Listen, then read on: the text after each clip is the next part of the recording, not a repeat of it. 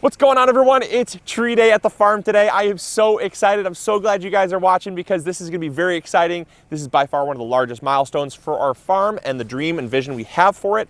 And so what we're going to be doing is we're going to be taking delivery today of over 80 fruit trees. 80 fruit trees. And the funny thing is we just got about 4 inches of rain last night. It hadn't rained for probably about 8 or 9 weeks. The farmer across the road was just saying how dry it was. His pond was the first time in 20 years his cows drank the pond dry after Labor Day, which is just insane to show you how dry it's been. But we got 4 inches of rain, and within about 3 hours, we got in a vehicle stuck, blew a tire out because we were hauling too much water on a trailer. And if you've ever thought that a reality TV show puts problems in to make it more dramatic, you're wrong. They just happen. I've realized that now. Every day's been an adventure. Every day's been fun, somewhat.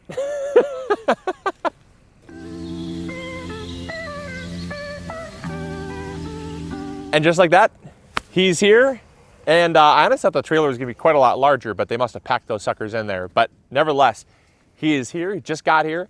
And these trees, I know you guys are gonna ask, where did you get the trees? We got the trees from an amazing business called Nash Nurseries, and Nash Nurseries is a pretty large nursery. It's about 200 acres from what I gather, and it's all small business, family owned and operated. It's super amazing. And the person that we worked with that sold us the trees, her name was Kathy. And Kathy, if you're watching, thank you so much. But I believe this is Dave, I think, and he's going to be the one dropping off the trees. So yeah, we're going to let him back up, and then we're going to start unloading these things.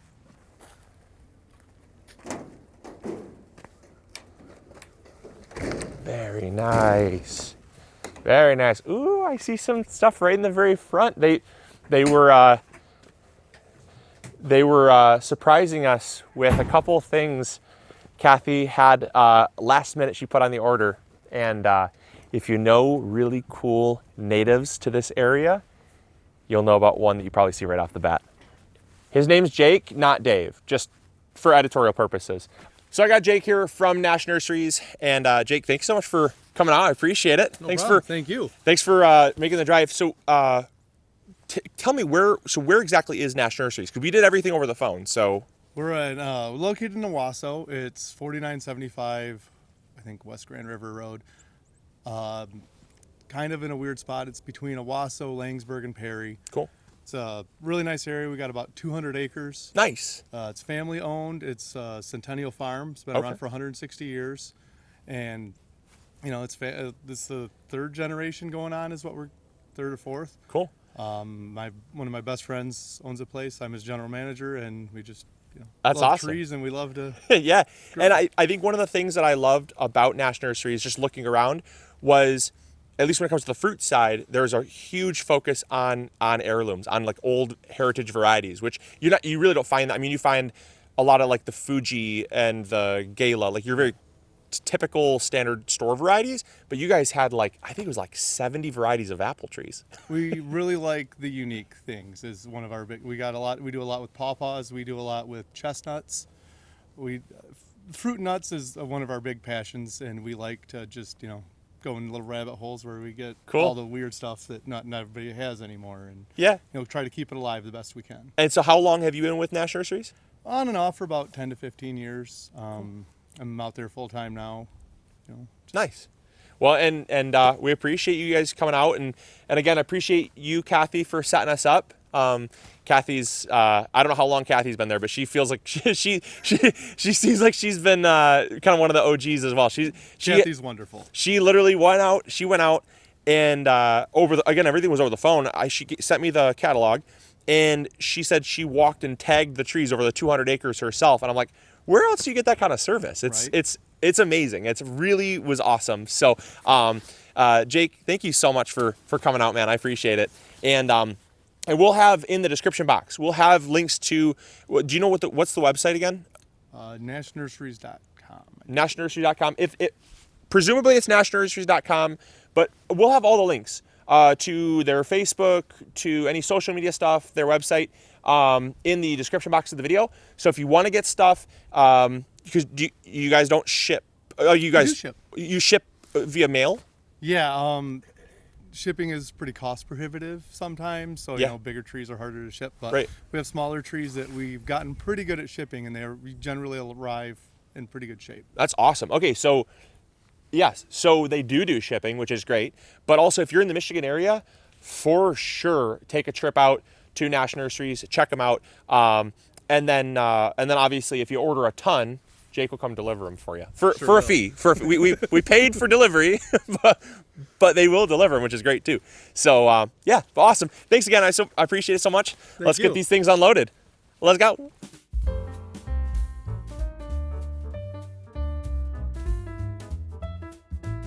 So the first tree off. This is the surprise tree that they put on, and they actually sent us 5 pawpaw trees. 5 pawpaw trees. These are the Peterson pawpaw, and I'm pumped about it. These look so great. I can't wait to have these, and I know a lot of you have asked about videos on these, so this is going to give us the opportunity to do some videos on pawpaws. Let's go.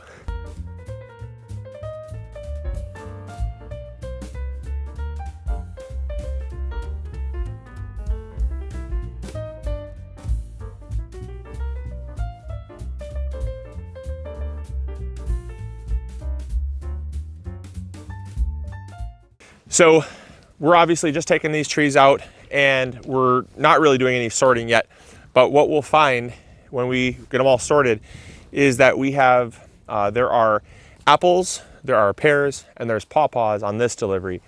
And then in the spring, we're gonna be getting even more. We're gonna be getting about 120 more.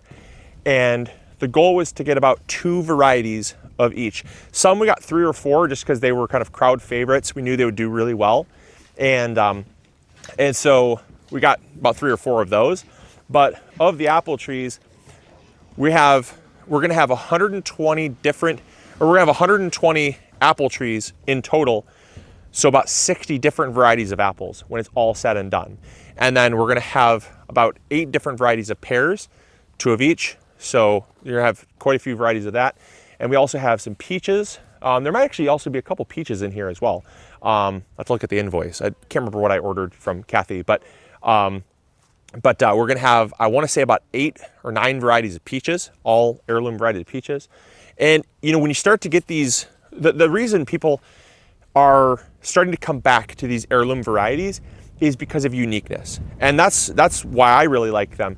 You know, yes, you do have some increased genetic diversity. Yes, you do have some, might be more drought resistance, disease resistance, pest resistance. You might have those traits with the more hybridized varieties, absolutely. But you're losing uniqueness. And so when you have these really amazing varieties, ultimately what you have to be aware of is that you're going to have to take care of them a little bit better. You're gonna have to be a little bit more hands-on. You're really gonna have to make sure to nurture them so they perform at their best level.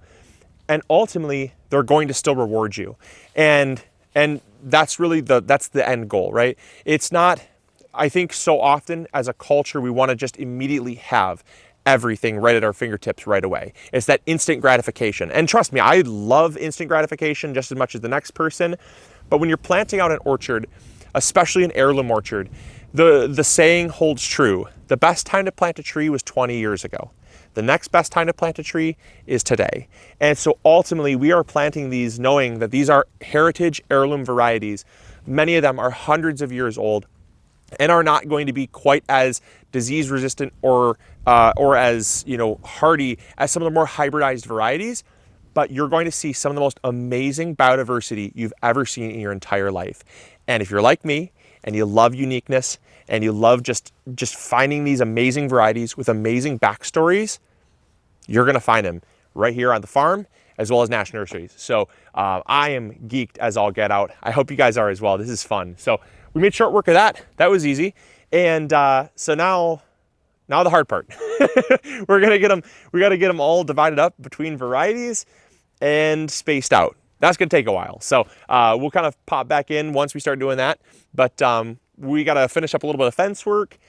You won't see that. That video, you probably already saw that video. So we're we're finishing up the fence so the deer don't come in, and then we're gonna space and plant the trees over the next day or so, and that's gonna be a fun project. All right, day 2 of planting trees, so we had to take a brief intermission, day change. It just was really windy, super cold, and I wanted to start with a fresh mind.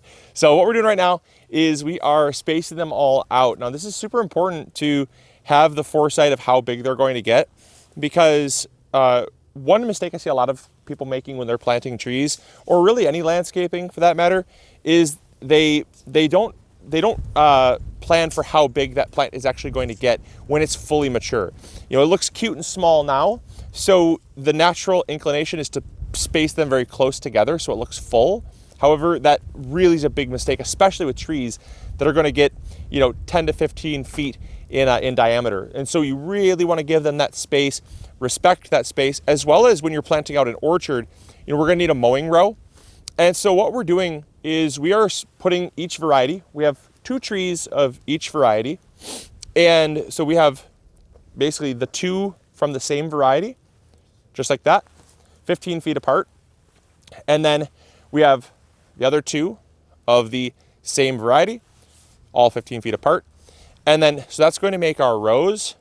And then our aisleways are going to be 15 plus 5, because we want about a 5-foot mowing path to go through. Because as you'll see later on, really important and very critical part to orchard management is weed suppression, but also fertilizing. And since we're going to be growing all organically, what we're going to be doing is, and you have to put your 2-3 year vision hat on here, and down these rows, what we're going to do is we're going to grow a blend of winter rye, or like perennial ryegrass, as well as some clover. And that clover and ryegrass is going to generate a ton of biomass. The ryegrass is going to be biomass, and then the clover is going to be nitrogen.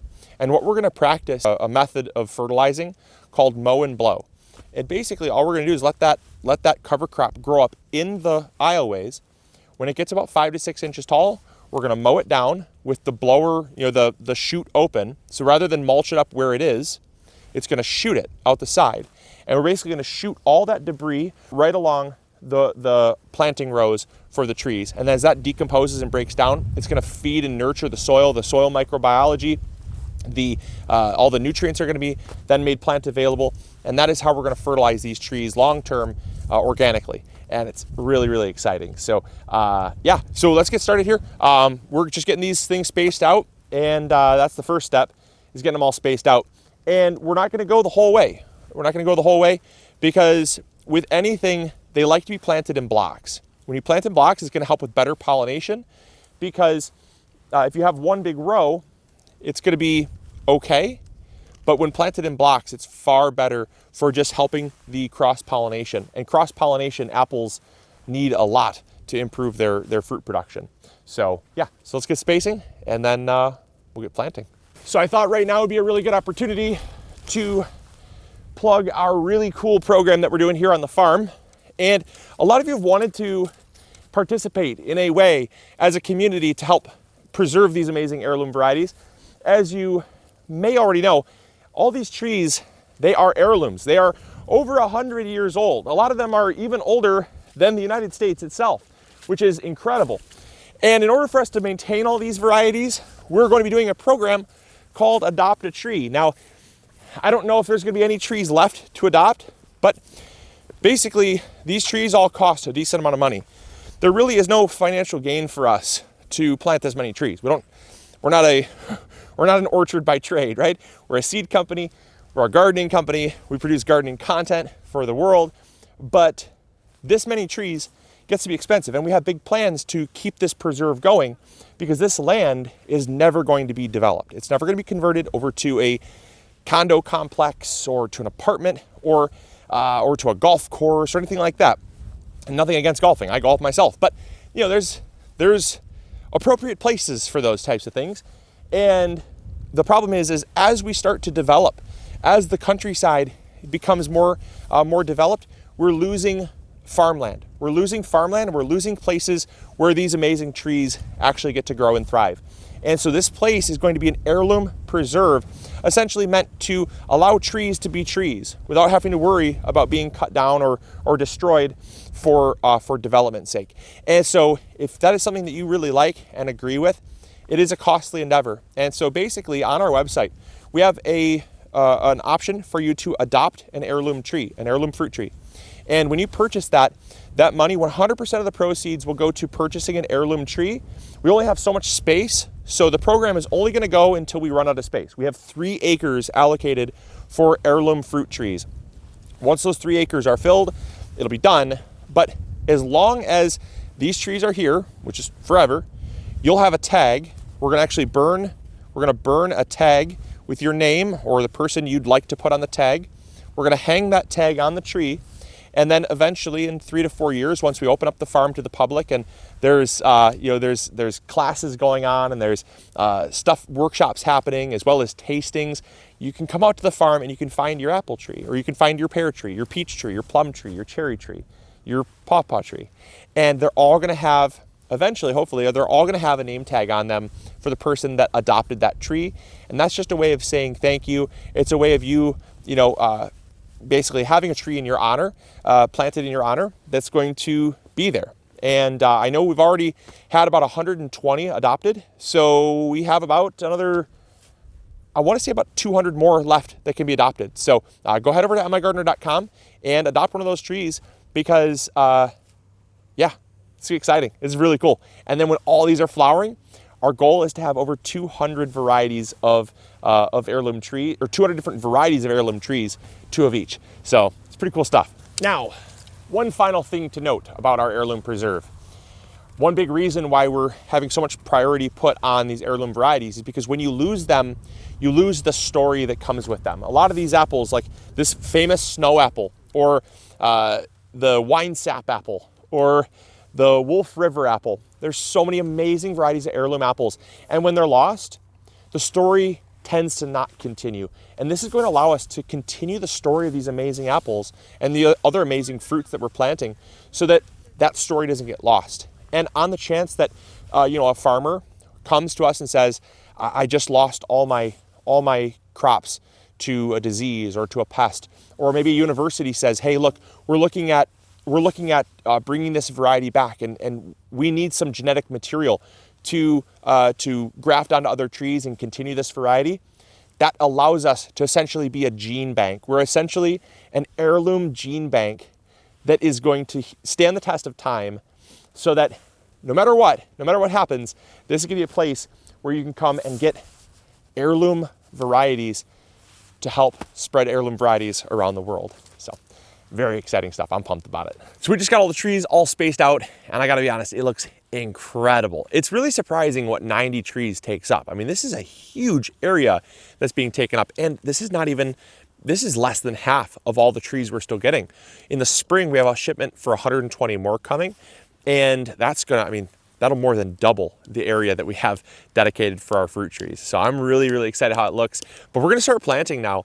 And it's just so important you take the time to space everything out, because a lot of people, they wanna do it hastefully. And if they do it hastefully, it's gonna come back to bite them in the long run, because these trees, they're gonna be here for the next 50 to 100 or even 150, 200 years. There are some apple trees that are pushing 150 years old. In fact, there's some apple trees on George Washington's estate, believe it or not, that are said to be older than the United States itself. The trees themselves. Like, that's just absolutely mind-blowing to me when a properly cared for tree can last that long. And so it's just do the right thing, take the time you need. And so what we're gonna do is we're gonna dig these holes. Super important. I'm gonna be digging them. I'm gonna make the holes about twice as wide as the root ball. Now these pots here, they are fabric pots. The claim is that the roots can actually grow through the fabric pots. I don't want to risk it. I don't want to chance it. At the end of the day, I'd so much rather them just grow in the native soil and be free to roam. So we're gonna take them out of their fabric pots, but that's just what I choose to do. Overall, soil looks pretty nice. Check it out, the soil looks really good.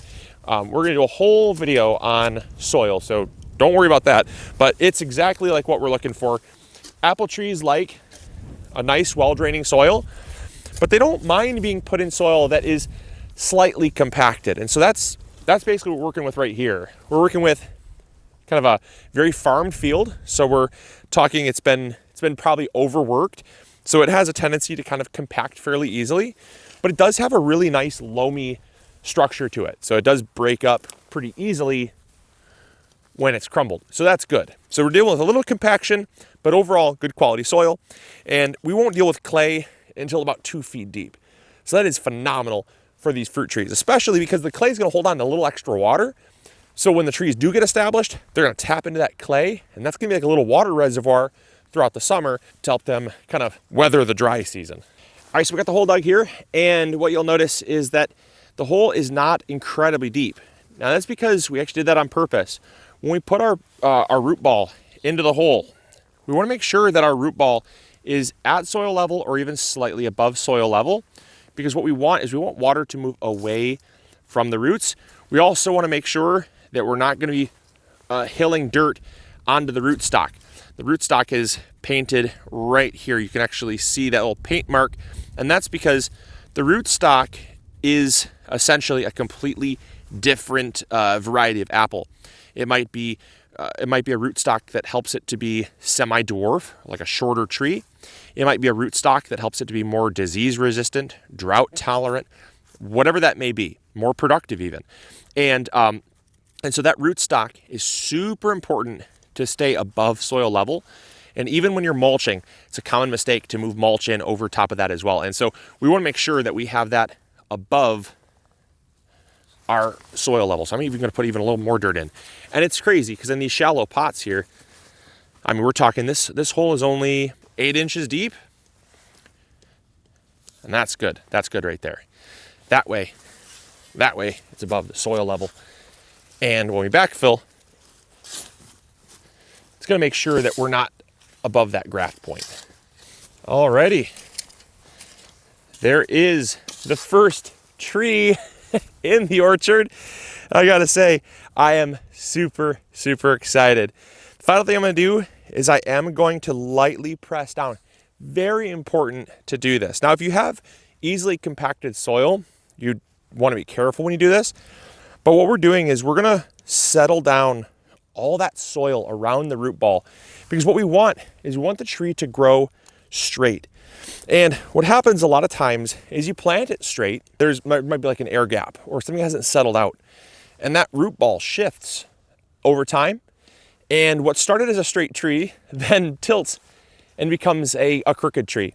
And contrary to popular belief, a crooked tree cannot be re-straightened. A crooked tree will always grow crooked. And so it's very important we give it a good start right from the beginning. And that's just done with a little bit of settling with our foot. And then obviously we're gonna come back and we're gonna give it some water. So important. Even though we're in fall, even though we just had 4 inches of rain, as you can see, this soil is loose and crumbly. And we wanna make sure we give it lots of water, probably about 3 to 5 gallons when we first plant it to help settle the soil around the roots. Give it a nice start to get established. But that's about it. That is the orchard. Well, it's one tree down, 89 more to go. I won't bring you along for the whole thing.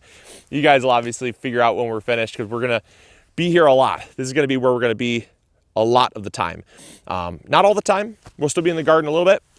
But as we start to transition the garden spaces over here, that's gonna be another project for another day. So I am so excited about this. Really excited about this journey. And again, I want to thank Nash Nurseries for providing these amazing trees.